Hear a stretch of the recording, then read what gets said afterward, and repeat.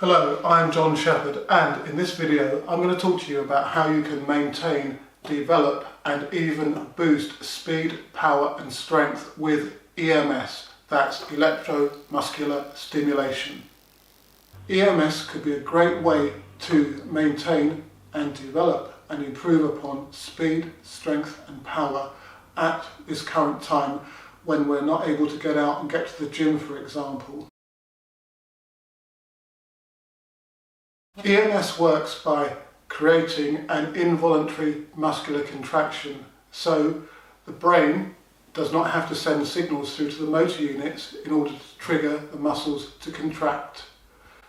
That's one of the biggest benefits of EMS. The Soviets, as with most things sports science, were using EMS in the 1950s and 60s. Bringing it more up to date, in the 1980s, Charlie Francis, who learnt from the Soviets to some extent, also used it extensively with his athletes. Francis, of course, was the Canadian coach who infamously coached Ben Johnson to Olympic glory in Seoul and then ignominy a few days later when Johnson failed a drugs test. However, in many ways, Francis was in advance of his contemporary sprint training peers, and he was a big advocate of EMS. Plus, one needs to account for the fact that many other athletes in that Seoul 100 metre final had or were later discovered to have taken drugs, so perhaps he should be seen in a more positive light. And indeed, many of Charlie Francis's training theories are still being used by sprint coaches today. This is what Charlie Francis had to say about his use of EMS back in the 80s. My own results have been so favourable that I am not interested in debating whether or not EMS works, but rather in optimising the use of EMS in the training of elite athletes. Like many of you watching this video or finding out about EMS for the first time, I was a little bit sceptical potentially about how it could be used and whether or not it actually worked. The more I looked into it, the more I discovered contemporary research that indicates that it does.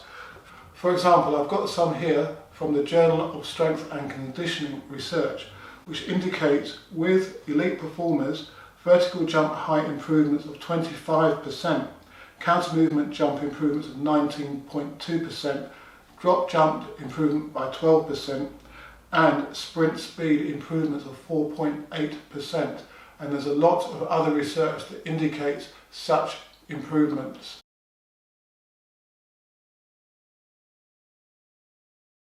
Francis, trading on Soviet research that was done previously, came up with a 10 seconds on, 50 seconds off protocol for most of the body's major muscle groups, including the foot, which is a subject that I will go into in another video.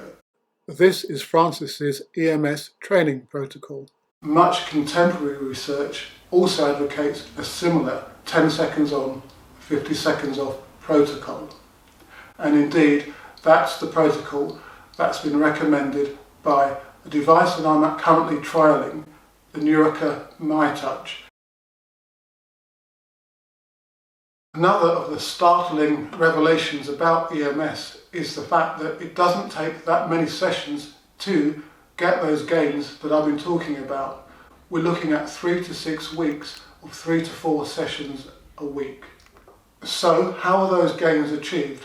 Well, I talked about involuntary muscular contractions and the ability of EMS to stimulate those contractions. Well, perhaps fundamental to that are two key aspects. One, that EMS can switch on the largest bundles of fast twitch muscle fibre and the motor units that recruit them without the athlete having to put in a lot of neural effort, energy to do so. And secondly, they improve motor coordination, motor unit coordination, so that the athlete automatically, without conscious effort, becomes better at turning on their muscle fibres, their motor units, to produce greater amounts of speed and power and force development. Yet another benefit of EMS training is the fact that there's virtually no drain on the central nervous system. If you're going to perform a maximum lift in the weights room to get yourself in the mood to be able to do that, you're going to have to recruit a lot of neural energy to fire up your muscle fibres, your fast twitch muscle fibres. Whereas with EMS, put the electrodes onto the various muscle groups and the muscles will automatically be recruiting the biggest bundles of fast twitch muscle fibre. Under normal circumstances, motor units are recruited on the size principle. That means that the smallest motor units of muscle fibre are initially recruited and then more neural energy is required to stimulate the larger ones.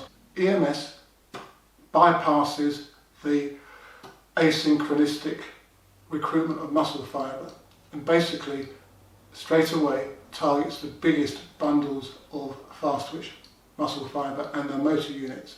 So you're going straight to those muscle fibres, the fast twitch type 2 beats that you need for increased speed, power and strength. As I mentioned earlier, the 10-second on, 50-second off protocol seems to be the one that's gained the most credence, and in terms of intensity it needs to be as high as you can tolerate for those 10 seconds. It does require some period of getting used to it. So as with any training modality, you need to start at lower intensities and build up. I've tried it with the Neuroca MyTouch and you do get used to it.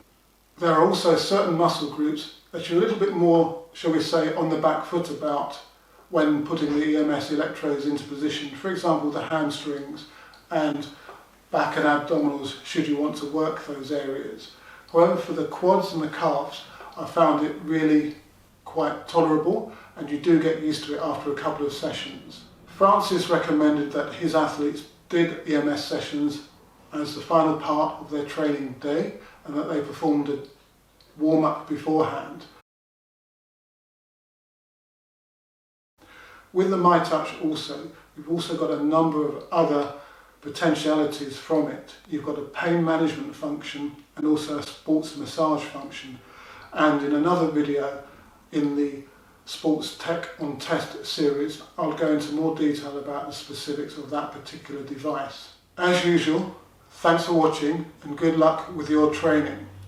EMS could be a great way to maintain and develop and improve upon speed, strength and power at this current time when we're not able to get out and get to the gym, for example. The research that I've discovered and my own experiences do indicate that is a training modality that is well worth using.